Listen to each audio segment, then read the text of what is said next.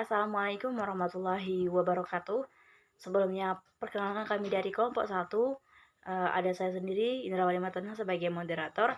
Ada saudari Rahmi Hidayah Putri sebagai pemateri kedua. Pada kesempatan kali ini kami akan mempresentasikan yaitu tentang vitamin A dan vitamin B. Untuk materi vitamin A akan saya jelaskan sendiri dan vitamin B akan dijelaskan oleh saudari Rahmi Hidayah Putri. Baik, untuk materi pertama, vitamin A. Kita ketahui bahwa vitamin A ini merupakan sekelompok alkohol monohidrat yang tak jenuh yang mengandung cincin alisklik.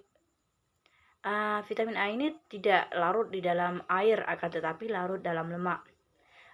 Dan vitamin A ini juga merupakan vitamin yang pertama kali ditemukan yang larut pada lemak. Adapun struktur vitamin A seperti gambar yang ada di slide, bisa rekan-rekan lihat komposisi dan klasifikasi vitamin A.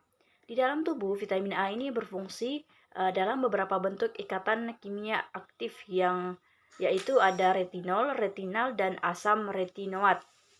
Terdapat dua jenis vitamin A, ada vitamin A1 dan ada vitamin A2. Perbedaannya terletak pada strukturnya. Pada vitamin A2 itu adanya dua ikatan tak jenuh dalam cincin beta ionon yang terdapat pada vitamin A2 tersebut. Sedangkan pada vitamin A1 itu hanya mengandung satu ikatan kembar pada cincin tersebut. Adapun beberapa fungsi vitamin A, yang pertama untuk penglihatan, yang kedua sebagai fungsi kekebalan, yang ketiga diferensiasi, yang selanjutnya mengenai berfungsi sebagai pertumbuhan dan perkembangan, selanjutnya berfungsi untuk pencegahan kanker dan penyakit jantung, selanjutnya berfungsi pada reproduksi, selanjutnya itu pada pertumbuhan gigi. Transport dan metabolisme vitamin A dalam tubuh. Vitamin A ini merupakan nutrisi esensial yang larut dalam lemak, yang mana nantinya akan diserap melalui lumen usus halus. Vitamin A ini juga diperoleh dari dalam bentuk altrans-retinol, retinol ester atau beta karoten. Absorpsi retinol itu bervariasi mulai dari 75% hingga 100%, sedangkan absorpsi beta karoten itu bervariasi mulai dari 3% sampai 90%.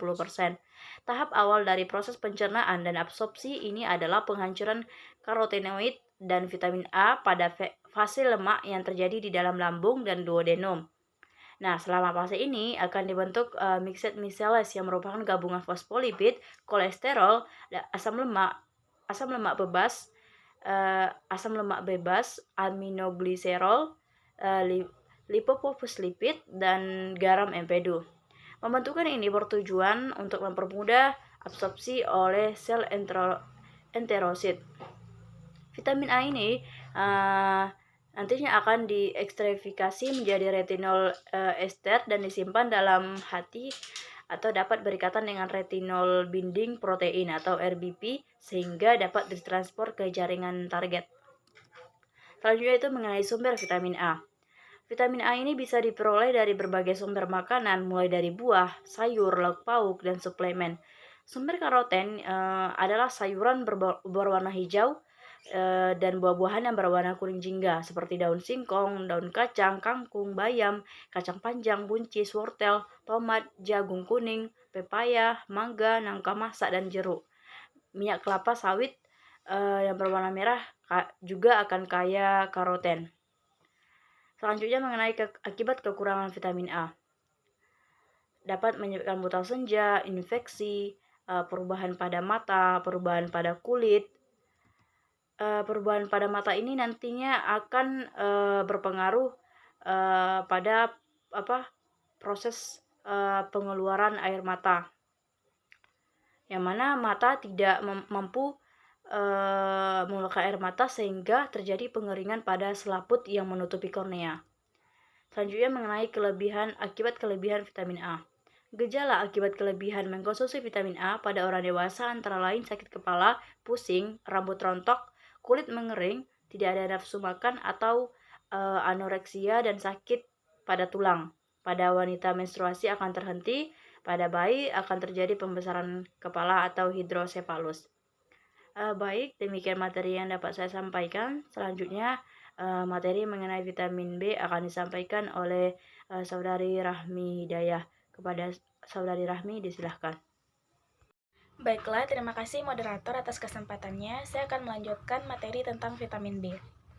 Yang pertama itu struktur vitamin B.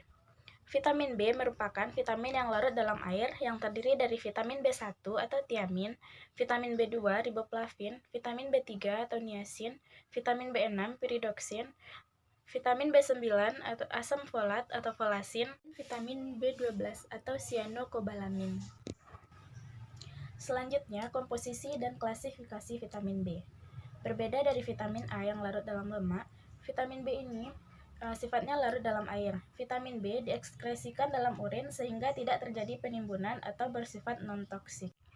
Selanjutnya, fungsi dari vitamin B. Vitamin B1 atau tiamin hidroklorida berperan dalam metabolisme glukosa, lipid, dan neurotransmitter. Vitamin B1 berperan penting dalam mengubah makanan menjadi energi. Selanjutnya, vitamin B2 atau riboflavin berperan sebagai unsur sistem enzim pernafasan jaringan dan beberapa enzim yang terlibat dalam sistem metabolisme asam amino dan lipid. Vitamin B2 juga berperan dalam menjaga kesehatan mata dan kulit. Selanjutnya, vitamin B3, niacin atau asam nikotinat, berperan dalam reaksi enzimatik dalam tubuh atau metabolisme karbohidrat, lemak, dan protein. Koenzim tersebut adalah nikotinamid adenin dinukleotid atau NAD dan nikotinamid adenin dinukleotid fosfat atau NADP. Selanjutnya, vitamin B6 atau pyridoxine terdapat dalam sistem enzimatik yang berperan dalam proses metabolisme asam amino yang berarti diperlukan dalam proses metabolisme protein. Vitamin B9, asam folat atau folasin, berfungsi dalam proses metabolisme dan pembentukan sel-sel darah merah, sehingga asam folat baik digunakan dalam pengobatan anemia. Vitamin B9 memproduksi sel darah merah dalam tubuh bersama dengan vitamin B12. Dan yang terakhir, vitamin B12, cyanocobalamin, berperan dalam pembentukan sel darah, metabolisme, ketumbuhan jaringan, dan pemeliharaan syaraf. Selanjutnya, transport dan metabolisme vitamin B dalam tubuh.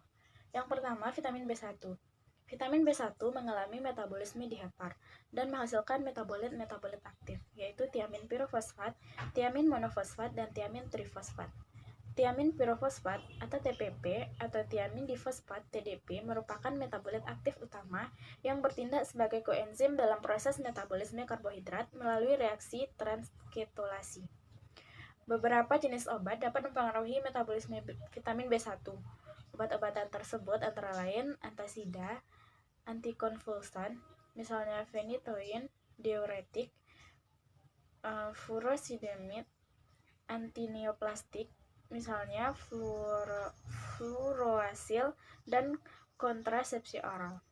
Selanjutnya, vitamin B2. Vitamin B2 tersebar luas hampir di seluruh jaringan tubuh, termasuk sel mukosa, saluran cerna, eritrosit, hati, dan ASI. Vitamin B2 akan masuk ke plasma dari usus kecil sebagai bentuk bebas atau sebagai plavin mononukleotida. Vitamin B2 dimetabolisme di hepar, kemudian masuk ke dalam sel dan diubah bentuk dari plavin mononukleotida menjadi plavin adenin dinukleotida. Selanjutnya, vitamin B6. Vitamin B6 yang diserap akan dimetabolisme di hepar. Namun, jaringan lain seperti otot dan otak dapat mengabsorpsi vitamin B6 yang belum terfosforilasi dari sirkulasi darah. Absorpsi vitamin B6 untuk dimetabolisme dalam hepar terjadi secara difusi karir, yang diikuti dengan metabolisme oleh ester fosfat. Vitamin B6 dan pyridoxamin fosfat akan dioksidasi menjadi pyridoxal fosfat. Selanjutnya, vitamin B12.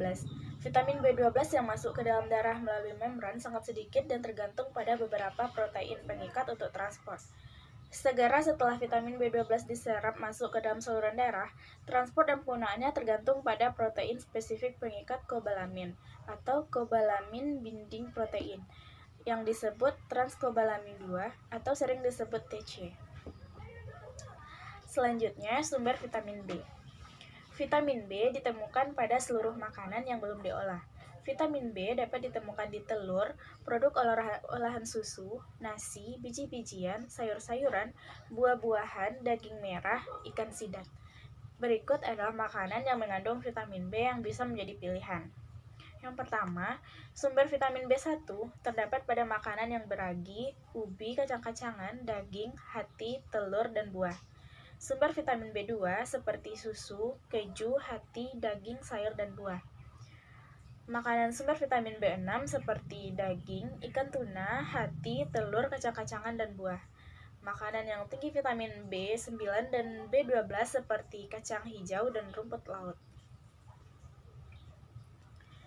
Selanjutnya, akibat kekurangan vitamin B. Kekurangan vitamin B dapat menimbulkan berbagai masalah kesehatan yang beragam. Hal ini tergantung dari jenis vitamin B yang berkurang dalam tubuh. Yang pertama, vitamin B1. Dampak dari kekurangan vitamin B1 dapat menyebabkan penyakit beri-beri dan penyakit Wernicke. Selain itu, seseorang yang kekurangan asupan vitamin B1 akan mengalami gejala seperti mudah kelelahan, mudah tersinggung, melemahnya daya ingat, anoreksia, nyeri perut, dan konstipasi. Selanjutnya, vitamin B2. Kekurangan vitamin B2 dapat menghambat pertumbuhan bayi dalam kandungan dan meningkatkan risiko preeklamsia. Seseorang yang kurang asupan vitamin B2 akan mengalami gejala berupa anemia, mata merah, mulut kering, bibir pecah-pecah, infeksi mulut, hingga sensitif terhadap cahaya. Selanjutnya, vitamin B3. Dampak kekurangan vitamin B3 adalah tubuh akan mudah mengalami kelelahan, gangguan pencernaan, sariawan, muntah, kelelahan, hingga depresi. Kekurangan vitamin B6 dapat menimbulkan gejala seperti lemah, mudah tersinggung, dan sulit tidur. Selanjutnya, vitamin B9. Kekurangan vitamin B9 dapat menyebabkan penurunan jumlah sel darah merah atau anemia megaloblastik. Selanjutnya, vitamin B12. Rendahnya vitamin level B12 dapat menyebabkan beberapa gejala seperti mudah lelah, diare, mudah gelisah, mati rasa, dan sensasi kesemutan pada jari-jari tangan maupun kaki, dan pada kasus kekurangan vitamin B12 yang berat dapat menyebabkan kerusakan syaraf. Selanjutnya, akibat kelebihan vitamin B. Vitamin sangat diperlukan tubuh, namun terlalu banyak mengkonsumsi vitamin juga dapat menyebabkan kelebihan vitamin atau hipervitaminosis. Bahaya kelebihan vitamin terhadap kesehatan juga beragam, tergantung jenis vitaminnya. Vitamin B terdiri dari vitamin B1, B2, B3, B5, B6, B9, B12. Fungsi vitamin ini pun juga beragam, mulai dari menjaga kesehatan sistem syaraf hingga membantu pembentukan sel darah merah. Jika vitamin ini dikonsumsi secara berlebihan, dapat menimbulkan mual, gangguan hati, kulit kemerahan, dan perih. Dan yang terakhir, kesimpulan. Ikatan organik dalam jumlah sangat kecil dalam bahan makanan yang diperlukan oleh tubuh disebut vitamin. Klasifikasi vitamin terdiri atas vitamin yang larut dalam lemak, yaitu vitamin A, D, E, dan vitamin K, serta vitamin yang larut dalam air, yaitu vitamin B kompleks dan vitamin C. Vitamin larut dalam lemak bersifat hidrofobik apolar. Strukturnya merupakan derivat isofren serta terikat protein dalam bentuk lipoprotein. Peranan vitamin yang larut dalam lemak antara lain, yang pertama, vitamin A berperan sebagai fungsi penglihatan. Vitamin B kompleks sifatnya larut dalam air. Vitamin B diekskresikan dalam urin sehingga tidak terjadi penimbunan atau bersifat non-toksik. Vitamin B esensial meliputi tiamin atau vitamin B1, riboflavin atau vitamin B2, niacin, asam nikotinat atau nikotinamida atau vitamin B3, asam pantotenat atau vitamin B5, piridoksin atau piridoksal atau piridoksamin yaitu vitamin B6, biotin dan kobalamin atau vitamin B12, dan asam folat. Jika kita mengalami kekurangan dan kelebihan vitamin, maka hal itu dapat berdampak pada kesehatan tubuh dan juga sistem imunitas kita. Baiklah, demikian yang dapat saya sampaikan. Saya kembalikan kepada moderator. Baik, terima kasih banyak kita ucapkan kepada Saudari Rahmi atas pemaparan materinya. Demikianlah yang dapat kami sampaikan. Mohon maaf bila ada kesalahan. Wabillahi taufiq wal hidayah. Assalamualaikum warahmatullahi wabarakatuh.